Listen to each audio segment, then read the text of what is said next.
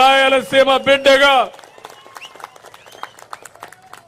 NT Ramarao ప్రారంభించిన ఈ కార్యక్రమాన్ని పూర్తి చేయాలని ఈరోజు ఒకే ఆలోచన నాకు. ఈ రాష్ట్రం నెంబర్ 1 రాష్ట్రం కావాలి. తెలుగు జాతి నెంబర్ 1 గా ఉండాలి. ప్రపంచంలోనే అగ్రజాతిగా తయారు చేయడానికి నేను అనేక విషయాలు ఆలోచిస్తున్నా. రాయలసీమకు నీళ్లు రావాలంటే పోలవరం నుంచి బనకచెర్ల వరకు గోదావరి నుంచి పెన్నా అనుసంధానం చేస్తాం. 80,000 కోట్ల రూపాయల అవసరం. ఏం చేయాలని ఆలోచిస్తున్నా. వినూత్నమైన కార్యక్రమాలు వస్తే తప్ప సాధ్యం కాదు. కేంద్రాన్ని మెప్పిస్తాం. మీరు కూడా భగవంతుని ప్రార్థిస్తా ఉండండి ఇది జరగాలని. తప్పకుండా అది జరిగితే ఇంకా రాయలసీమలో కరువు అనే మాట లేదు. ఎందుకంటున్నానంటే రాయచోటికి నీళ్లు తెస్తాం. శ్రీనివాసపురం పూర్తి అవుతుంది. అడవిపల్లి రిజర్వాయర్ పూర్తయింది. నీళ్లు తేవాలి. ఇది వస్తే ఈ లైన్ అంతా వస్తాయి. అదే మరి ఒకసారి కరువు వచ్చిన నీళ్లు రావాలంటే గోదావరిలో సంవత్సరం 2000 టీఎంసీ నీళ్లు సముద్రంలోకి పోతున్నాయి. ఇది ఎవరికీ నష్టం లేదు. సముద్రం లేకపోయే నీళ్లు, రాజమండ్రి దగ్గర సముద్రం లేకపోయే నీళ్లు నేరుగా బనకచెర్లకు తీసుకొచ్చి రాయచోటికి తీసుకొస్తామంటే అది ఈ ప్రభుత్వ విధానం, ఈ ప్రభుత్వ ఆలోచన. అందరం అంటాం నీళ్లు ప్రాణాధారం అని, నీళ్లుంటే ఏమైనా చేస్తామని. ఆ నీళ్లను తెచ్చే విధానం చాలా ముఖ్యం. అదే చేస్తామని చెప్పి కూడా నేను మీకు తెలియజేస్తున్నా. ఇది కాకుండా ఇప్పుడే తమ్ముడు చెప్పినట్టు నేను కూడా ఎక్కడికక్కడ ఎంత ఫ్లెక్సిబిలిటీ ఉంటే అంత ఫ్లెక్సిబిలిటీ ఆలోచిస్తున్నా. ఈ కార్యక్రమాలు ఇచ్చాం. తల్లికి వందనం ఇవ్వాలి. నేను ఆ మాట కూడా చెప్పాను. ఎంతమంది పిల్లలుంటే అంతమందికి 15,000 రూపాయలు ఇచ్చి ఆ తల్లికి అండగా నిలబడతామని చెప్పాను. అందుకే దాని మీద కూడా కట్టుబడి ఉన్నాం.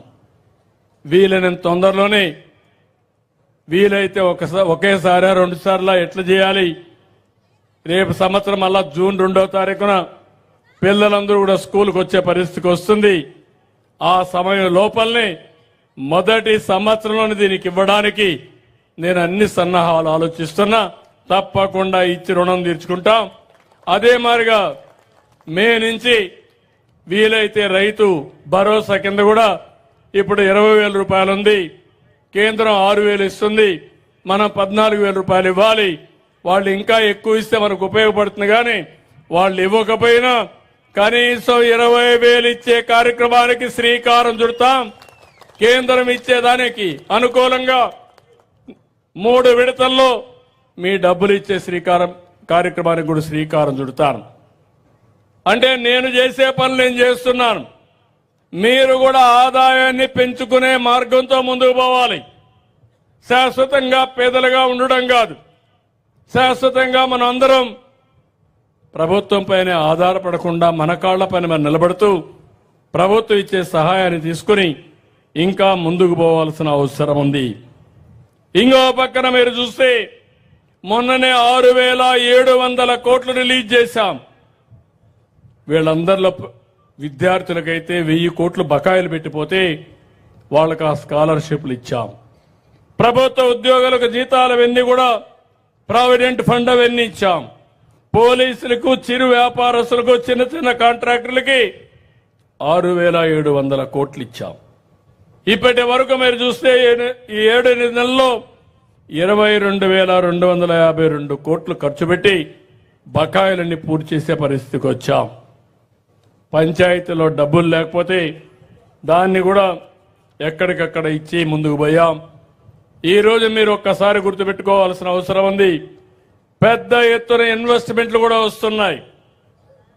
దగ్గర 6,80,000 కోట్ల రూపాయలు పెట్టుబడులు పెట్టడానికి వచ్చారు. ఎంఓఎల్ చేశారు, శాంక్షన్ చేశాం. ఇవన్నీ వస్తే వర్క్ ఫ్రం హోమ్ కాకుండా 4,50,000 మందికి ఉద్యోగాలు వస్తాయని కూడా మీ అందరికీ హామీ ఇస్తున్నా. నేను ఒకే మాట చెప్పాను, 20 లక్షల మందికి ఉద్యోగాలు ఇప్పించే బాధ్యత తీసుకుంటామని. 5 ఏళ్లలో పిల్లలు ఎవరు పనిచేయాలన్నా ఇబ్బంది లేకుండా ఉద్యోగాలు ఇచ్చేదాని కోసం ముందుకు పోతున్నాం. ఇక్కడే కడపలో కొప్పర్తి, కర్నూలులో ఓర్వకల్, ఈ 2 కూడా ఇండస్ట్రియల్ పార్క్ కింద కేంద్రం డబ్బులు ఇచ్చారు, అవి కూడా తీసుకొస్తాం. ఓర్వకల్లో డ్రోన్ సిటీనే పెడుతున్నాం. డ్రోన్ సిటీ ద్వారా వ్యవసాయానికి కావాల్సిన డ్రోన్స్ తయారు చేస్తాం. అన్ని విషయాల్లో డ్రోన్స్ రాబోయే రోజుల్లో మరో విప్లవం అవుతుంది. నేను అందుకే మీ అందరికి ఒక పిలిపిచ్చాను. ప్రతి ఒక్క ఇంటిలో ఒక ఐటీ అన్నాను ఒకప్పుడు. ఇప్పుడు ప్రతి ఒక్కరూ ఒక ఏఐగా తయారు కావాలి. ఆర్టిఫిషియల్ ఇంటెలిజెన్స్ లో ప్రావీణ్యం రావాలి. మీరు నేర్చుకోవాలి, వాడాలి.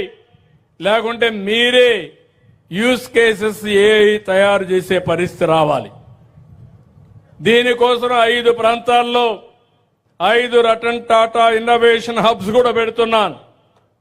అక్కడుండే పారిశ్రామికవేత్తల్ని, వెంచర్ క్యాపిటలిస్టుల్ని, మెంటర్స్ కూడా తీసుకొచ్చి మీరు ఏ విధంగా చేయాలనో మీకు నేర్పించడానికి ముందుకు పోతున్నానని చెప్పి కూడా నేను మీకు తెలియజేస్తున్నా. తమ్ముళ్ళు, నిన్నే మీరు చూశారు, ఒకప్పుడు ఈ గవర్నెన్స్ అన్నాం, ఈరోజు వాట్సాప్ గవర్నెన్స్కి వచ్చాం. ఒకప్పుడు మీ వద్దకు పాలన అన్నాం, ఈరోజు మీ చేతిలో పాలన. ఎక్కడికి పోవాల్సిన పని లేదు.